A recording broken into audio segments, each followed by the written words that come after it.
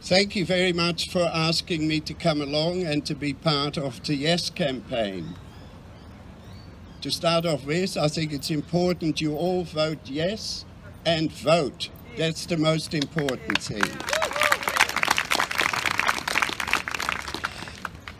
I would like to pay my respect to the elders, past and present, of the First Nation on whose land we meet today. I also like to pay my respect to the elders of my own community, and in particular to John Ware and Christabel Pole, who were the founders of the modern Australian homosexual rights movement in 1970, so nearly 50 years ago. They established an organization called CAMP, C-A-M-P. In those days, of course, the word camp was a derogatory word in a way, but we used it ourselves to promote how good it was to be camp. And Bon and I, my partner who recently died, became foundation members of that organization. Over the years, we've been involved in all sorts of different things, but we've never lost the urge and the desire and the energy to bring about community equality. Although in those days we didn't call it equality, we talked about we were discriminated against, but it means the same. Now, Bon and I missed out on being married.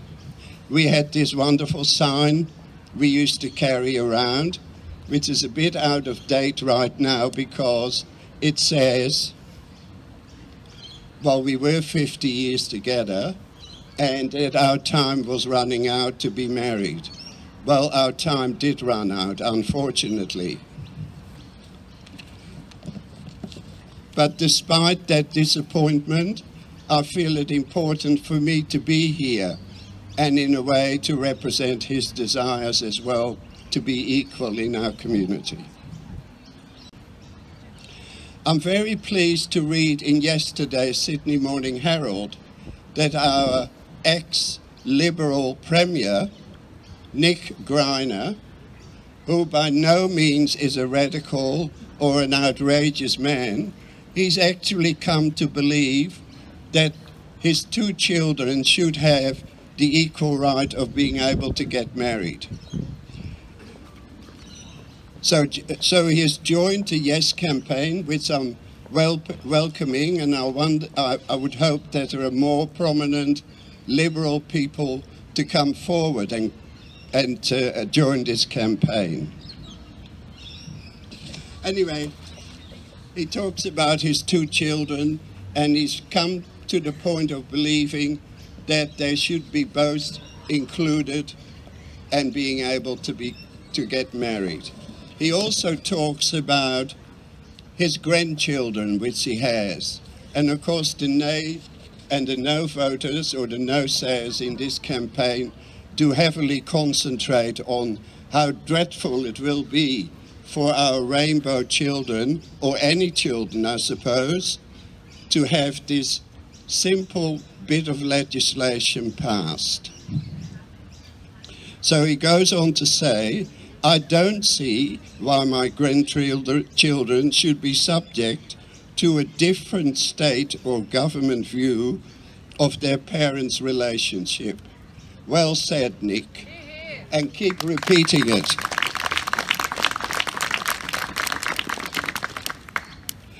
Now, at its very basic level, the Marriage Act, which the no voters or the no sayers make such a huge fuss about, it's basically a contract between 2 people, and it's sanctioned by the state to make a contract that they will love and live together for as long as they go.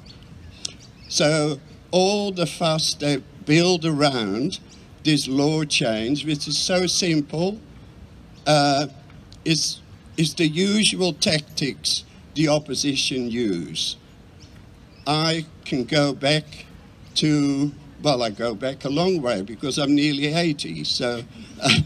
But all those years of involvement, I can well remember the organizations that were around around the early 80s to mid 80s, when the state parliament here was talking about or proposing to legalize same-sex, or sorry, to decriminalize sexual activity between two men.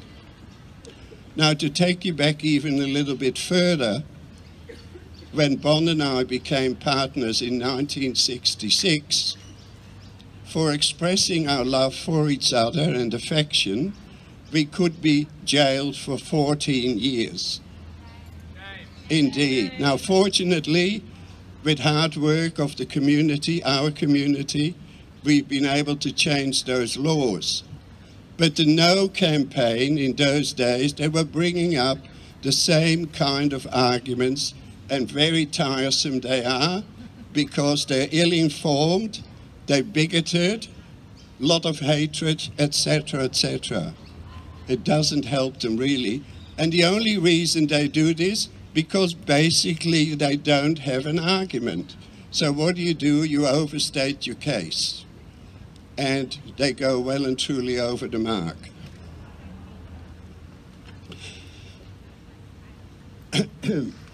Now, Catholics and Sydney Anglicans and other religious institutions in Australia, they use the mouthpiece of the Australian Christian lobby to put their case, the no vote. And again, what they do, fallacious arguments, all sorts of kind of things, very hateful towards our community. They concentrate very much on our rainbow families, which are so important. They go to the extent of making the children, as well as the parents of these families, feel inferior. And by doing this kind of campaign, you give the bigots, the bullies at school, a chance to discriminate and to bully these kids. Now, they're helping that kind of thing along by using the kind of propaganda. I might add that the Australian Christian lobby, to my mind, has no Christian values whatsoever. Because Christian values are about charity, about inclusion, about looking at the underdog and helping the underdog. Well, our community, we all fall in that kind of category. They don't ever expose, never talk about those kind of issues. The other thing, they put loads of money. I've been told that the Australian Christian lobby has actually 20 people working at their office. Now, I assume that money comes from good places like churches, but isn't it a waste of money to put it in a campaign to bring about hate and all those kind of things? So their status quo arguments are very hurtful, bigoted, divisive, and they're not informed. The most recent example I've seen, and I think it was during the weekend, one of the Catholic bishops making a very strong statement about same-sex employees. And they employ, the Catholic Church in general employs quite a lot of different people, amongst them teachers, health workers, and there are many other professions they employ. Now, what this bishop says, or has said, if any of the people who are in their employment or in their employ, once they get married, once the law is changed, they will be sacked. What an atrocious thing to do. So suddenly, these wonderful workers who've probably been in their jobs for, goodness knows, 10 years, 15 years, or even a short period, suddenly they become useless, ineffective, and all that. What a dreadful kind of discrimination this bishop is propagating.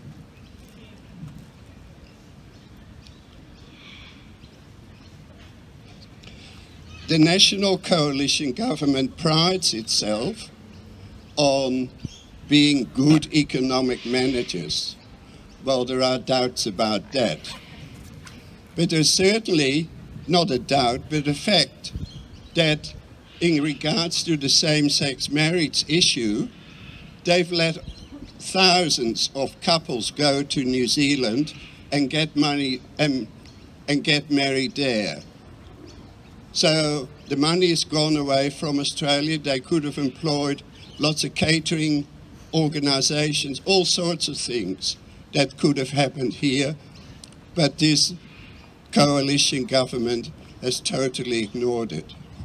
I'm surprised actually that Barnaby Joyce, who was a New Zealand citizen, if there is a conspiracy about, you know, sending all the money to the Kiwis.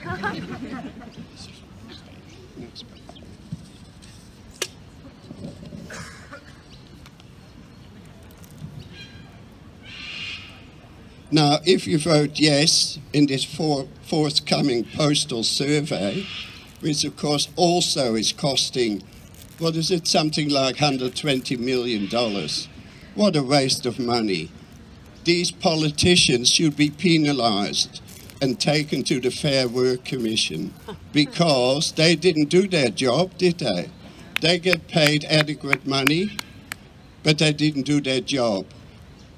Of course, all of this is a delay tactic.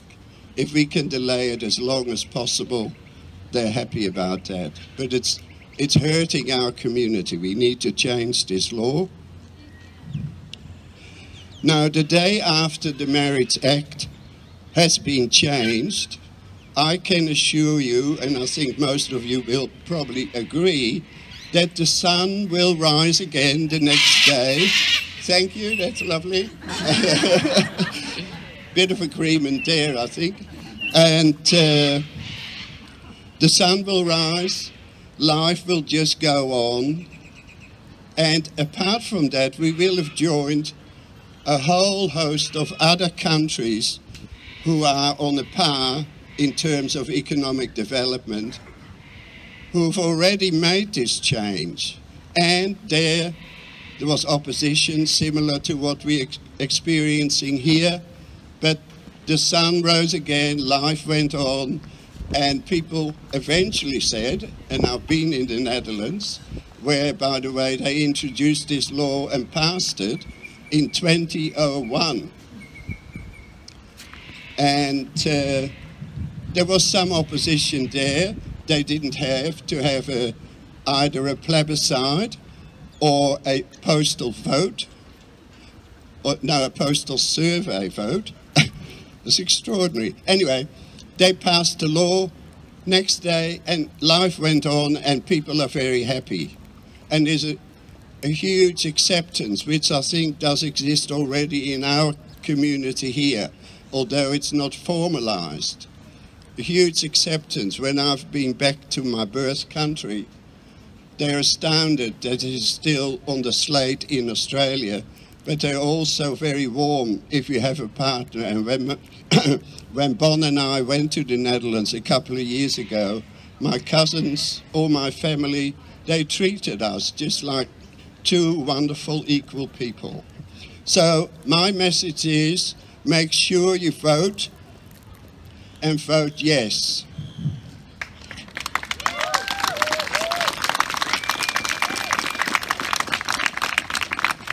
And more importantly, do it if you're not particularly involved yourself.